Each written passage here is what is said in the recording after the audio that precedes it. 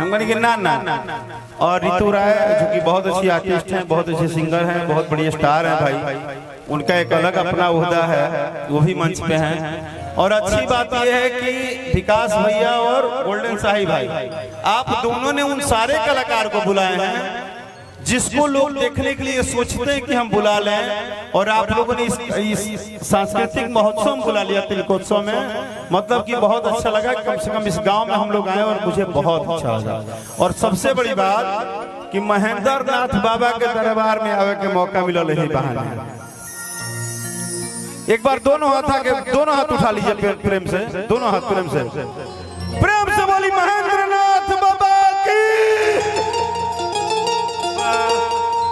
अब देखिए मजा, उधर पूरी ना माँ बहन सब लोग बैठा है और सब कुर्सी पे बैठी है, दिख भी नहीं रही कि कहाँ बैठी है सब। अब पता चला कि यहाँ पूरा परिवार भी बैठा है। अब गाएंगे तो क्या गाएंगे, आइए। कि जल्दी से आई रौरा, हर देर न लगाई रौरा, कि जल्दी से आई रौरा, देर न लगाई रौरा, माता संग पिता तमाहे।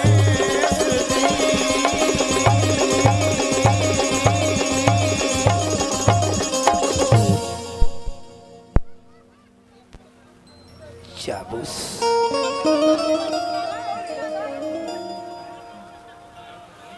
कि जल्दी से आई रौरा।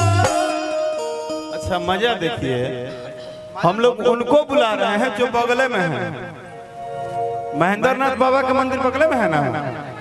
अच्छा बुला हम किसको रहे हैं, जो बगले में बैठा है और उनका बेटा भी बगले में बैठा है। वाह हाय तो भाई, थैंक यू भाई। क्या सूरत है तेरी। इंस्टाग्राम पे आईडी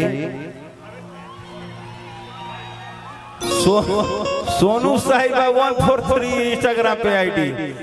अब पहला बार यो शुरू हो गई, अब आज के बाद पैसा दीजिए, इंस्टाग्राम पे आईडी का पोस्ट कराइए।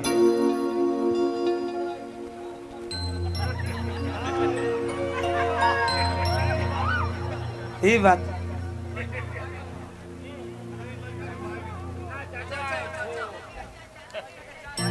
अच्छा, यहाँ के लड़का के चाचा है छोट। हाँ लड़का से छोट है। हाँ लड़का के चाचा है छोट, लागल बा भंगिए के चोट, आ महादेव के लागल बा भोट। एक बात बताए पंडित जी आपको, आप हमसे मिले ना तो उस समय तो आप हमको नहीं पहचान पाए, क्योंकि उस समय तो हम सीधा साधा बच्चा लग रहे थे। अब हमारा मंच आ गया, अब हम यहाँ के हम सिस्टम है, हम समझते सबको हैं। जो हमसे मिलता है ना, हम सबको बड़े आराम से देखते हैं। वो अइले है देले हैं तो बुझा के लगो कोना पावर बड़ा। हाँ सब है कि अपन अपन पावर बा। कि जल्दी से आई रौरा, देर न लगाई रौरा। हम उसको तो भूल ही गए जो आके पैसा दिया भाई, क्या हीरो था वो। सोनू 1 2 3 4 सोनू 1 2 3 4 डीजे 4 4 बैगन बैगन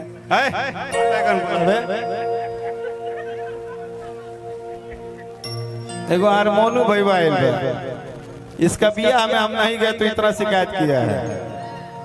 कि जल्दी से आई रौरा, देर न लगाई रौरा, माता संग पिता तमाहे।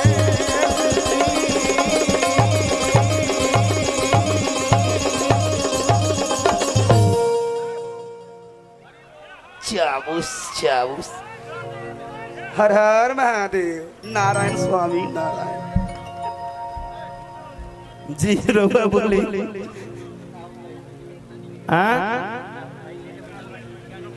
अच्छा राहुल भाई पंडित। अच्छा ना भुलाई भाई की तरफ से पुरस्कार बा। एक तो जानते हैं भाई राहुल भाई, सुनिए इधर है। अरे भाई सुन तो लो, हम पहला मंच देख रहे हैं जहां अभी कार्यक्रम शुरू भी नहीं हुआ है। कोई 500 कोई कुछ दे रहा है, इसका मतलब ये है कि महेंद्र नाथ का कृपा है, यहाँ पे भक्ति भजन में लोगों का मन लगता है। प्रेम से बोली महेंद्र नाथ बाबा की। हे बाबा, तार नाम के जयकारी पर जन हाथ उठावल है वो सफल हो जाओ, और जन ना उठावल है उनका मोबाइल चोरी हो जाओ। प्रेम से बोली महेंद्र नाथ बाबा की। तुम नहीं उठाए हो, गुलाबी गमछा वाला नहीं उठाए हो, उन्हें खाल बाद चटनी ना नहीं उठाए हो, इसका मतलब है तुम बीजेपी नहीं हो, नहीं उठाए हो। उठाओ, दोनों हाथ उठाओ। क्या यार, ऐसे उठाते हो मेहरारू जैसा।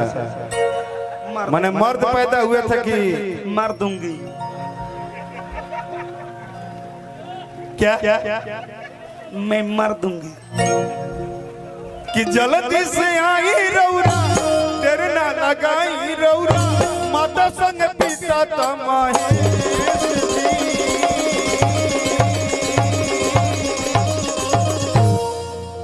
हे प्रभु, धरती माटी में मिलता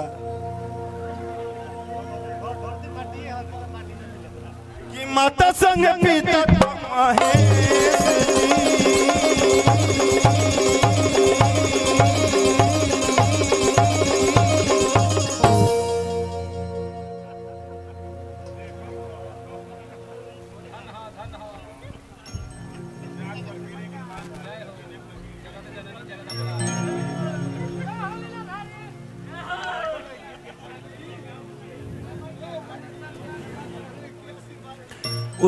उससे हम आशीर्वाद ले लिए, क्योंकि वो माता वैष्णो देवी है। अभी उसकी जो उम्र है वो माँ वैष्णो देवी है, और माँ से आशीर्वाद लेना अच्छा लगता है। कि आई बाबा आई आई आई बाबा आई आई ये गणेश जी।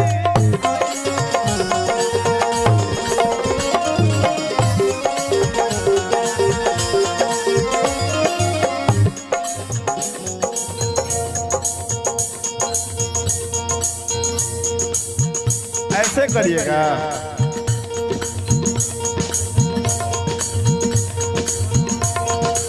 चलिए, अच्छा लगा। जिस गोल्डन साहिब भैया ने हमेशा सबको पुरस्कार दिए, पहली बार हमको पुरस्कार दिए हैं। एक भैया के लिए ताली बजा दीजिए ना आप लोग, अच्छा सा। वाह भैया, लव यू। लेकिन आज जो भूलिएगा मत, अब हमको याद रखना पड़ेगा आपको। भगवान करो मैं दुनिया राउरे रहो। लव यू भैया, थैंक यू।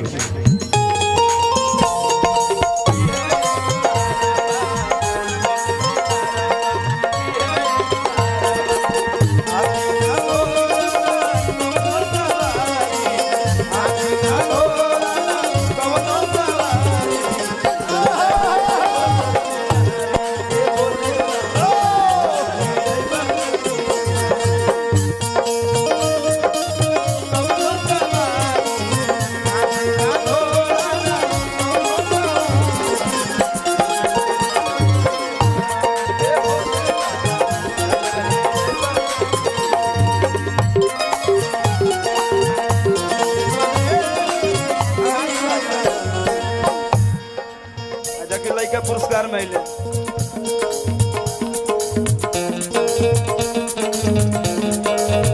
ले ली दुर्गा जी के रूप में पैसा होता। जानती हो, सुनो, अरे सुन तो लो यार। तुम्हारे जैसी ही मेरी भी बेटी हुई है, उसका भी उम्र 2.5 साल है। ये तहीं से कहू हो किया। हाँ, और वो भी शाम को हमको बोली कि पापा कब आओगे घर? सुबह में। हम बोले हम कार्यक्रम करके सुबह में आएंगे, प्रोग्राम में हैं। तो बोली कि पापा इतना क्यों बिजी रहते हो?